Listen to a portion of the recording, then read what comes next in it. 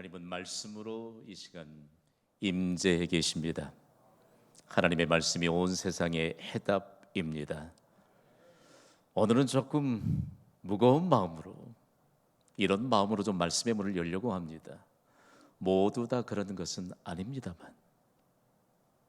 여러분, 모든 사람들이 모두 다 그런 것은 아니거든요. 지금 우리가 사는 세상에는 듣기만 해도 보기만 해도 분노가 치밀어 오르는 사건들이 지구촌 곳곳에서 끊임없이 일어나고 있습니다. 그리 넓지도 않은 나라에서 동서 간의 갈등은 언제쯤 끝이 나게 될까요? 강한 지역 색깔을 드러내면서 막말을 쏟아붓는 사람들을 보면 너무 안타까워요. 너무 안타까워요.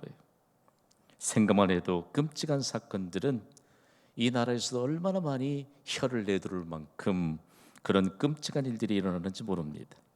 미디어력에서는 멈출 줄 모르는 백인과 흑인과의 갈등의 소식, 도대체 언제쯤 끝이 날까요? 왜 그렇게 무턱대고 아시아인들을 증오하는 일들은 언제쯤 사라지게 될까요?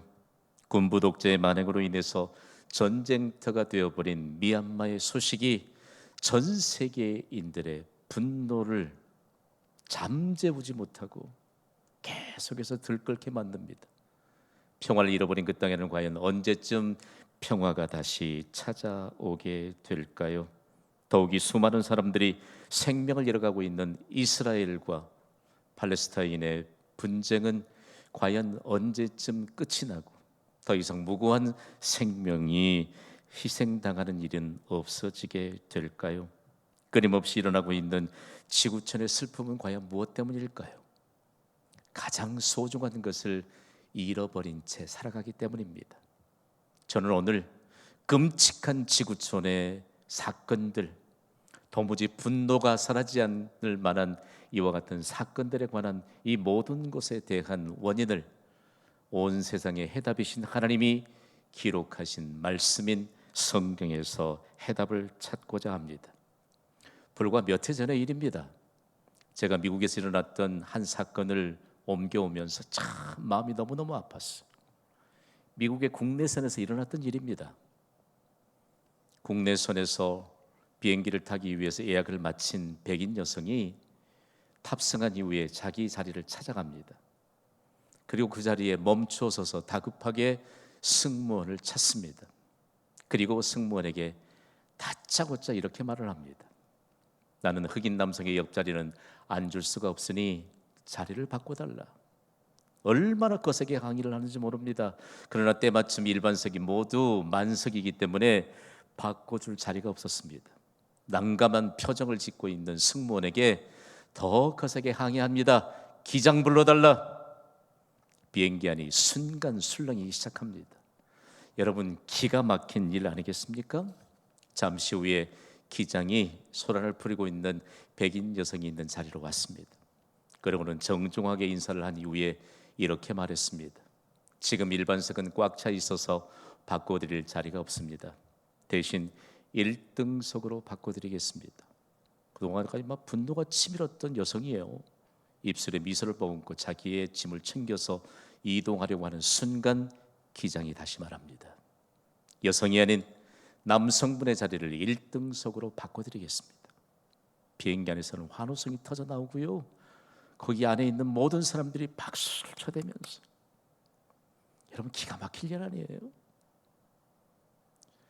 도대체 우리가 사는 이 시대에 가장 소중한 것을 잃어버린 현대인들의 민낯을 그대로 드러내주는 것 아니겠습니까? 가장 소중한 것은 무엇입니까? 그리스도 예수의 마음인 겸손입니다. 겸손을 잃어버리면 누구든지 드러나는 것은 교만의 모습을 드러낼 뿐입니다. 가장 소중한 덕목인 겸손을 잃어버린 자들, 예수 그리스도의 마음을 잃어버린 자들은 언제든지 교만한 인생을 살 수밖에 없다는 사실들을 우리는 너무나도 잘 알고 있을 것입니다. 오늘 본문에도 보면요, 겸손을 잃어버린 사람들이 교만한 사람들로 드러나는 것이 오늘 우리에게 주신 본문의 말씀의 배경입니다. 빌립보서의 배경은 유럽의 첫 관문에 세워진 도시인 빌립보라고 하는 도시에 세워진 빌립보 교회를 배경으로 하고 있는데, 실제적으로는 교만으로 가득 차 있는 빌립보 시민들의 모습을 보여주고 있습니다.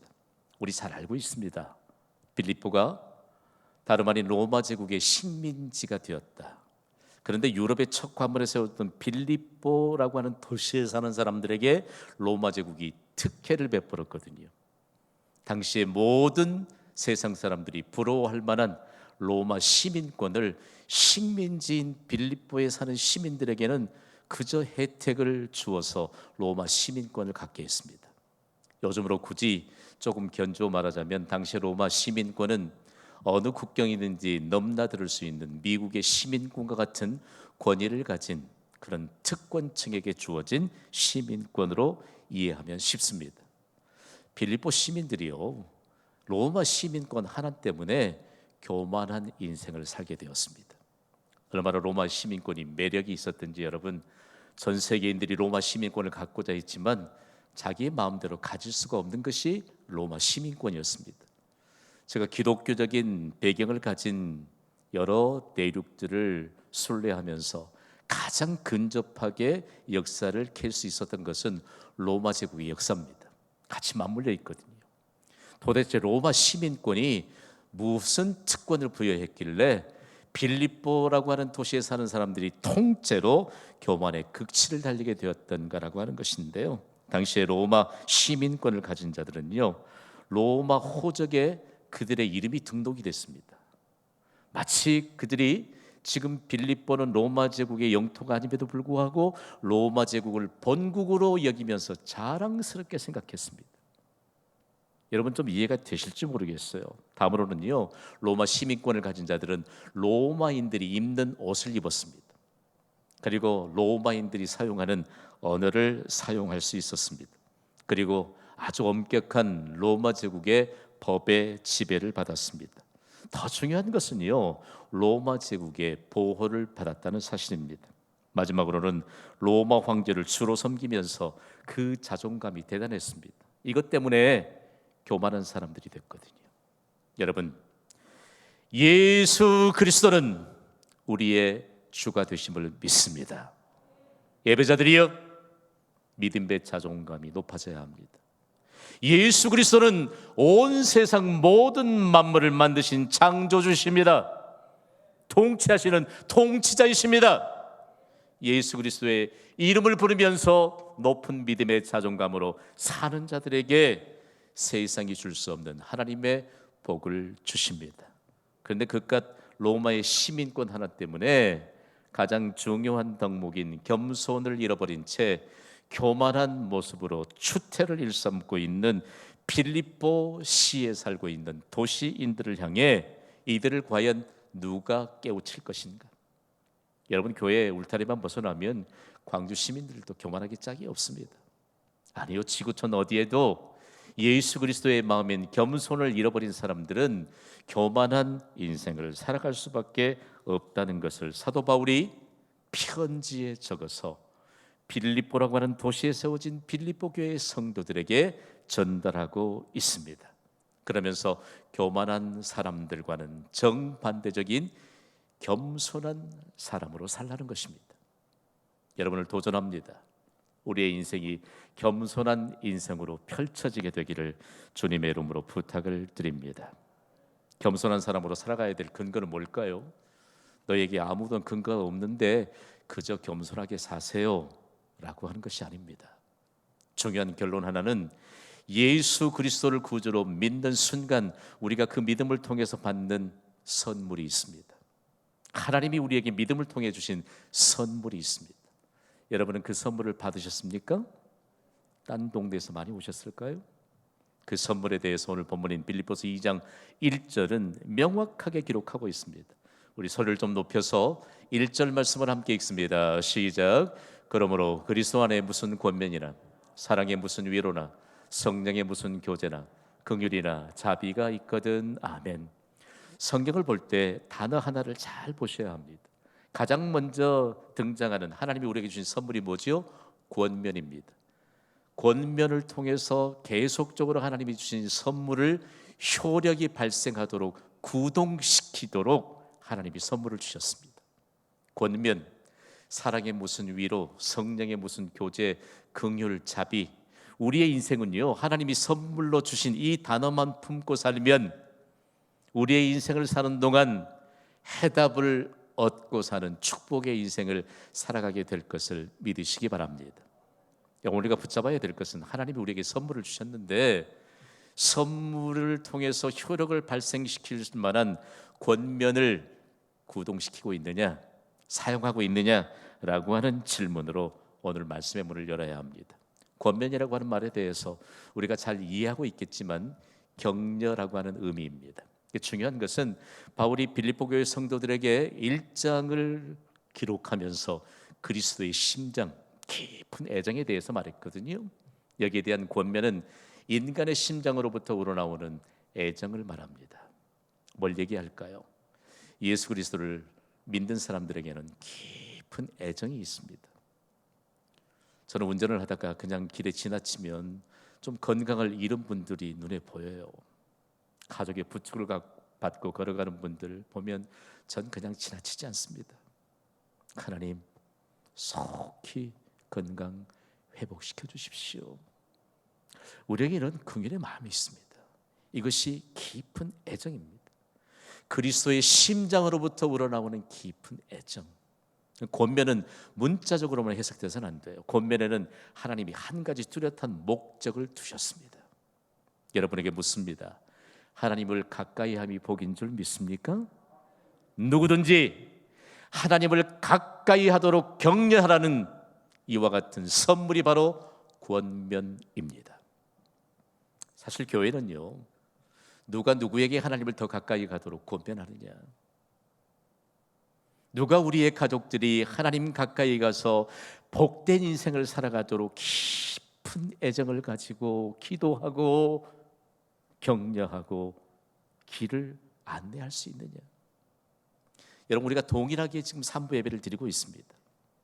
그러나 이 예배를 통해서 하나님이 우리를 도전하세요. 하나님을 더욱더 가까이 할 수 있는 믿음의 모범을 먼저 우리가 가져야 합니다.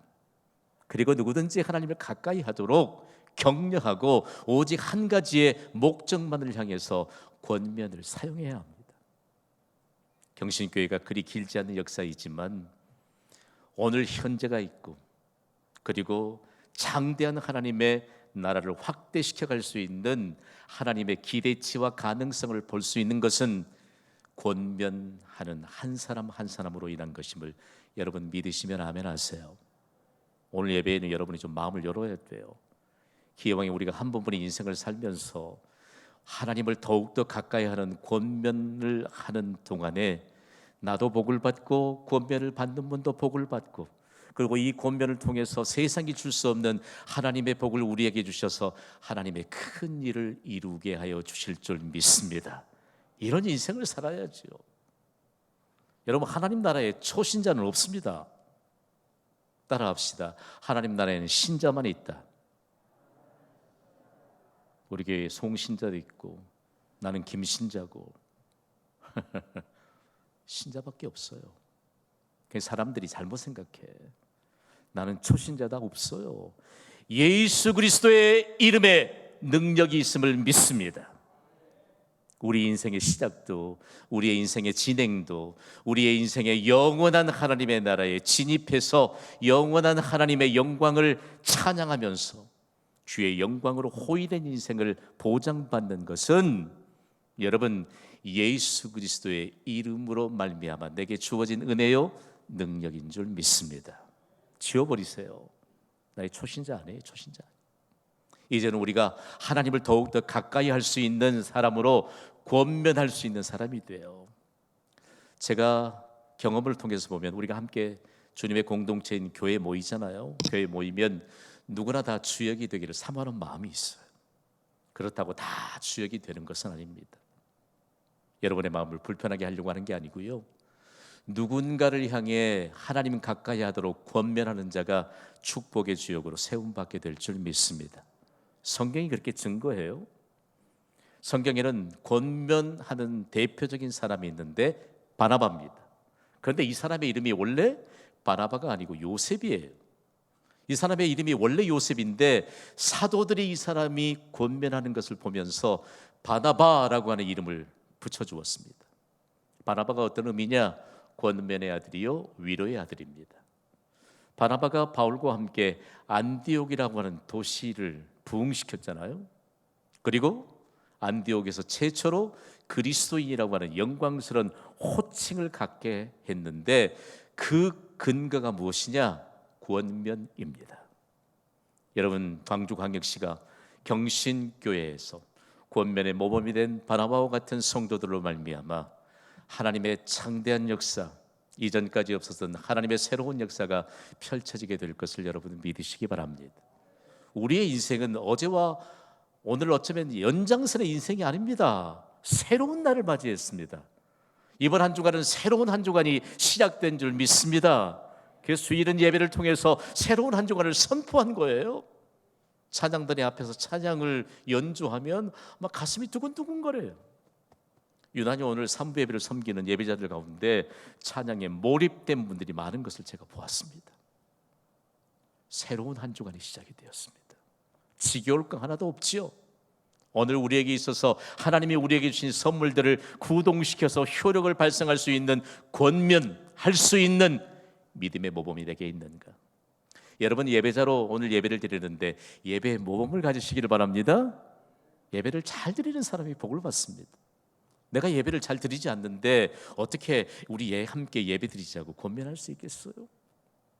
오늘 우리에게 있어서 그렇다면 깊은 그리스도의 심장을 통해서 우리가 갖게 된 이 귀중한 애정을 통해서 우리가 권면이라고 하는 새로운 믿음의 역사에 관한 내용들을 마음에 새겼습니다. 그렇다면 이 권면을 보다 세밀하게 도대체 무엇을 위한 권면인가? 바울은 빌립보서 2장 3절을 통해서 보다 세밀하게 가르쳐 줍니다.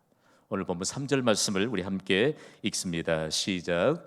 아무 일에든지 다툼이나 허용으로 하지 말고 오직 겸손한 마음으로 각각 자기보다 남을 낮게 여기고. 아멘. 제가 보다 좀 실제적으로 그리고 직설적으로 이 말씀을 좀 해석해 보겠습니다. 다 함께 선포해 보시죠. 시작.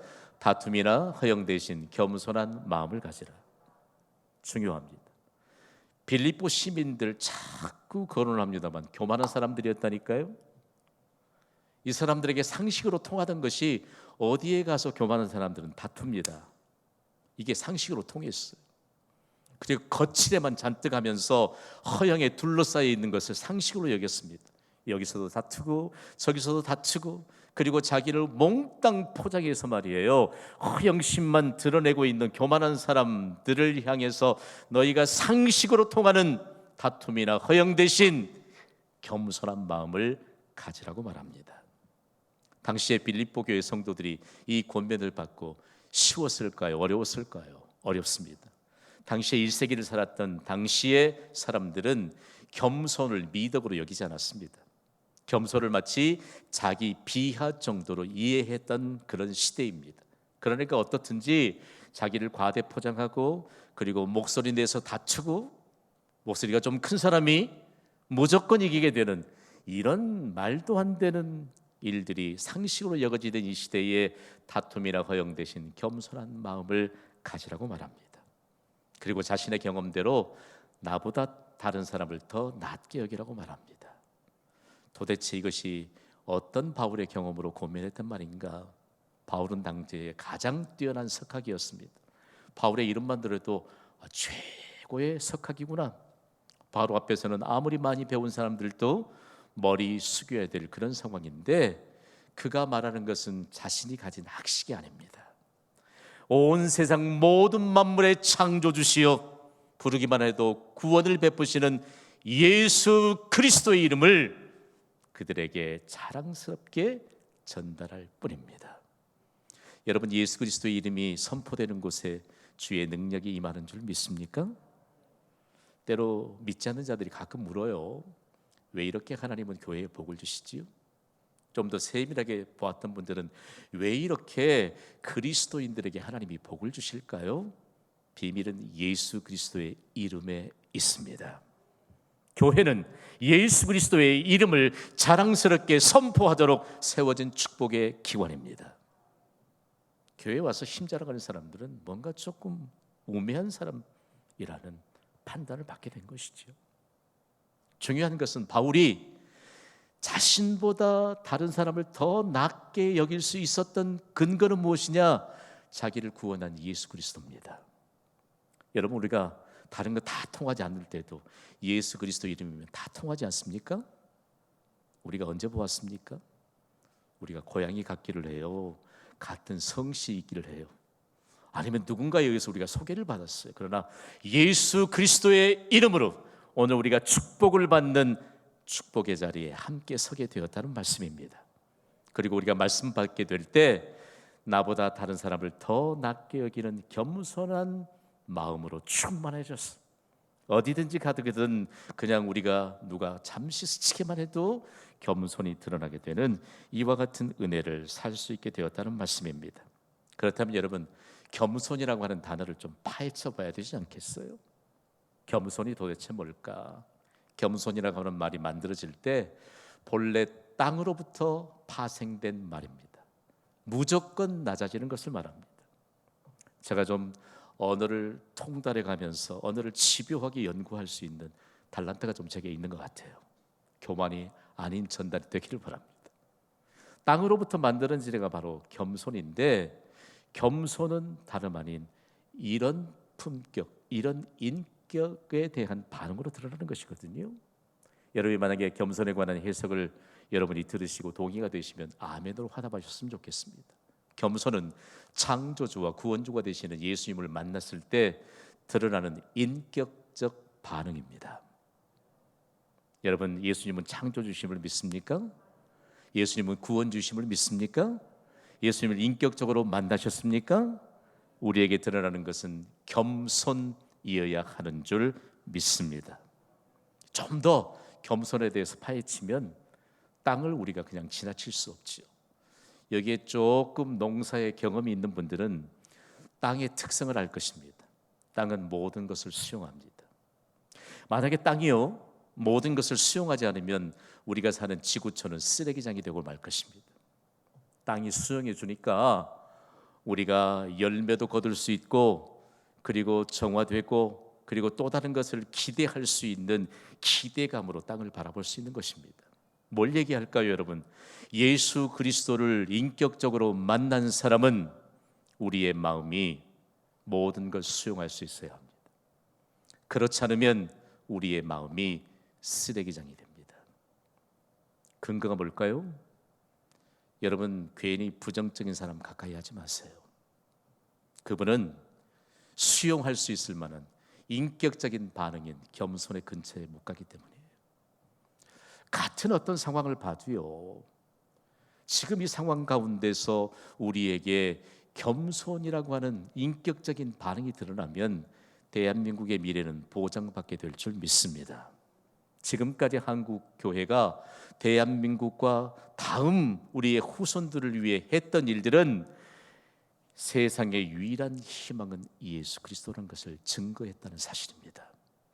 여러분, 예수 그리스도의 피값으로 세워진 교회는 세상의 유일한 희망인 줄 믿습니다. 이 겸손이 우리에게 나타나는 인격적인 반응인 것을 인류 역사상 기독교 역사, 특별히 영적인 거장들이 태동되면서 끊임없이 겸손에 관한 내용들을 계속적으로 세워왔던 것이죠.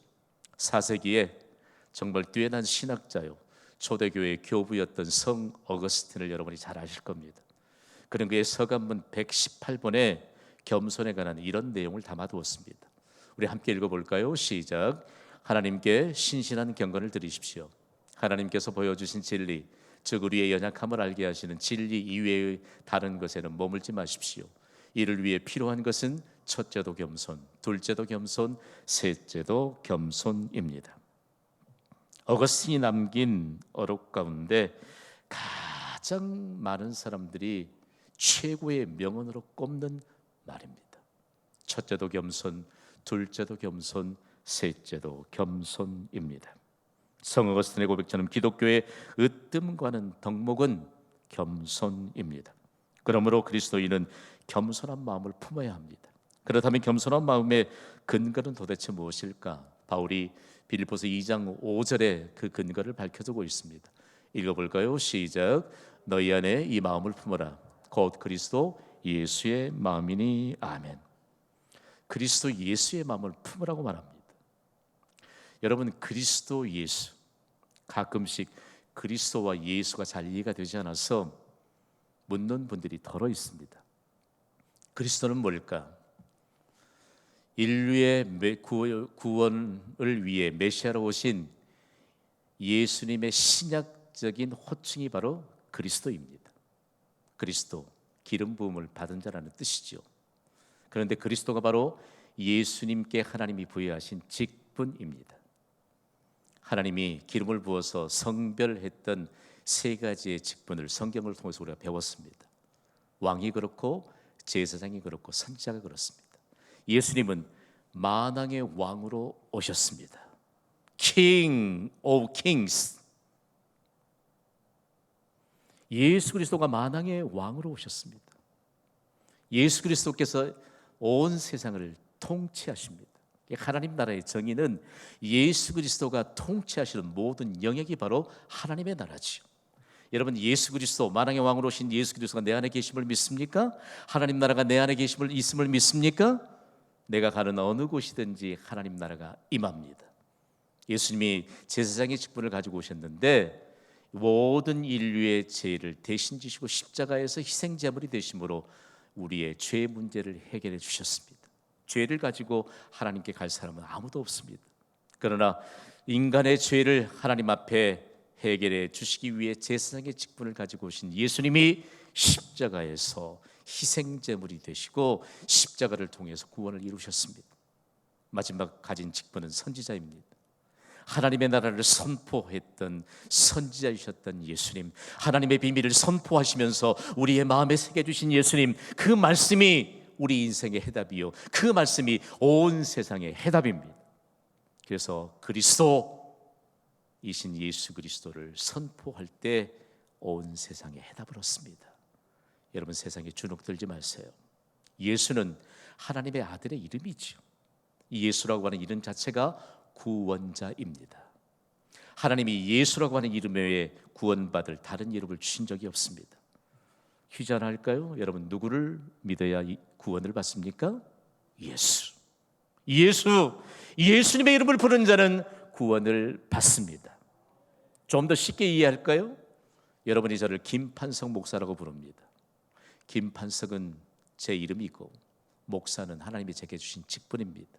예수 그리스도는 하나님의 아들의 이름이요, 그리스도는 하나님께서 주신 직분입니다. 그리스도 예수 그리스도 이름을 선포하는 순간 우리에게 예수 그리스도의 마음으로 충만해지는 이런 비밀들을 사도 바울이 우리에게 전달하고 있다는 말씀입니다. 그리스도 예수의 마음의 실체는 도대체 무엇일까요? 낮추는 것입니다. 여러분, 예수님은 하나님이십니다. 하나님의 위치에서 사람의 위치까지 낮아지신 분이 예수님이십니다. 그런데 충격적인 것은 죄인들의 위치까지 예수님은 낮아지셨습니다.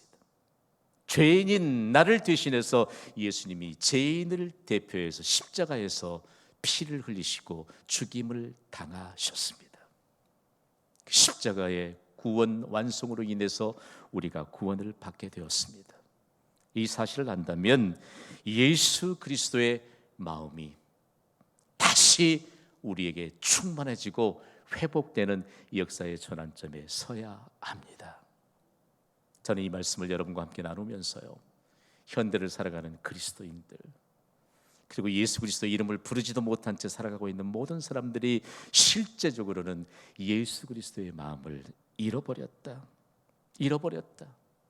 가장 중요한 예수 그리스도의 마음, 겸손의 마음을 잃어버린 채 살아가는 이 시대의 현대의 그리스도인들을 향해 사도 바울이 필립보 교회의 성도들을 향해 외쳤던 그 음성을 저는 여러분과 함께 이렇게 해석해서 듣기를 원합니다. 다 함께 선포하시지요. 시작. 잃어버린 그리스도 예수의 마음을 품으라. 여러분, 왜 사람들이 겸손의 덕목을 유지하지 못하고 교만하게 될까요? 여러분, 겸손도 좀 반쯤 가지고 교만도 좀 반쯤 가지고 어떨 때는 좀 교만하게도 살고 어쩔 때는 좀 겸손하게도 살고 그렇게 하면 안 될까요? 그렇지 않습니다. 겸손과 교만은 공존할 수 없습니다. 왜냐하면 교만은 겸손과 정반대적인 죄악이기 때문입니다. 죄악과 그리고 하나님이 우리에게 그리스도의 마음으로 품게 하신 겸손은 근본적으로 차이가 있기 때문입니다. 그런데 왜 사람들이 교만하게 될까요? 여러분, 이거 아세요? 하나님이 예수님을 믿는 자나 믿지 않는 자나 동일하게 복을 주십니다. 일단 아멘으로 동의부터 하시죠. 아멘. 그러면 믿는 자나 믿지 않는 자에게 어떤 복을 주실까? 이것을 신학적인 용어를 빌려오자면 일반 은총으로 해석합니다. 일반 은총은 뭘까? 누구든지 더불어 사는 사이에 유익을 끼치도록 주신 은혜, 하나님의 복이 있습니다. 하나님이 비도 주시고요, 햇빛도 주시고요, 공기도 주시고요, 물도 주십니다. 맞습니까? 이것을 통해서 더불어 사는 사이에 유익을 끼치도록 우리에게 동일하게 주신 복입니다. 예수님을 믿지 않는 자들은 이 일반 은총을 알지 못한 채 살지요. 다음으로는 명석한 두뇌도 주시고요, 재능도 주시고요, 물질도 주시고요, 건강도 주십니다. 그리고 근면한 생활 습관도 다 주십니다. 이것이 하나님이 누구에게든 주신 일반적인 은총인 줄 여러분 믿으시기 바랍니다. 예수 그리스도를 알지 못하면서 재물만을 손에 거머쥔 사람들은 재물만 자랑하다가 지옥의 심판을 받습니다. 여러분, 유난히 건강한 분들이 있어요. 건강한 분들이 그것이 하나님이 주신 복인 줄 모르고 건강만 자랑하다가 지옥의 심판을 받습니다. 자막 내려줘도 돼요. 오늘 우리가 누릴 수 있는 모든 것, 하나님이 누구에게도 부려주신 일반 은총, 하나님의 복인 줄 믿으시기 바랍니다. 이건 못 깨달으니까 내 마음대로 내가 가진 것으로 살 수 있다는 생각이 사람을 교만하게 합니다. 우리처럼 믿음으로 예배하는 사람들은 좀 다를까요? 현 시대를 살아가는 현대인들의 민낯을 좀 공개하고 싶습니다. 평등사회가 뭔지 아세요, 여러분? 평등사회는요, 아파트 평수가 얼마인가, 아이의 등수가 얼마인가로 평가되는 사회가 평등사회래요. 이것이 교만으로 가득 차 있는 현 시대에 아무도 예외 없이 가치관으로 여기고 살아가고 있는 교만의 증거라는 것이에요. 저는 여러분들을 위해 기도할 때 믿음을 가지면서 하나님이 많은 물질을 여러분에게 맡기셔서 선한 일에 선용하는 인생을 살기를 간절히 소원합니다. 더 좋은 건강을 가지고 더 많이 주님의 보좌 앞에서 기도하시면서 더 큰 하나님의 일들을 이루시기를 바랍니다. 인류 역사상이요, 가장 많은 부를 소유했다고 하나님이 세상에 드러내는 사람이 이스라엘의 왕이었던 솔로몬입니다.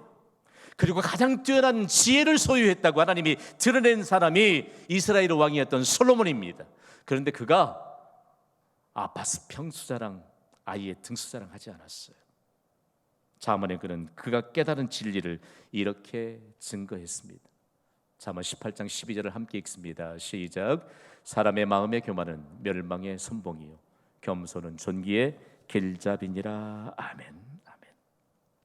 우리는 온 세상을 복받게 해야 할 축복의 사람인 줄 믿습니다. 이제는 교만을 내려놓으세요. 여러분이 좀 움직일 수 있는 활동력이 있는데 하나님이 부르시는 자리 외면하고 다른 거 부지런히 다니시면 안 돼요.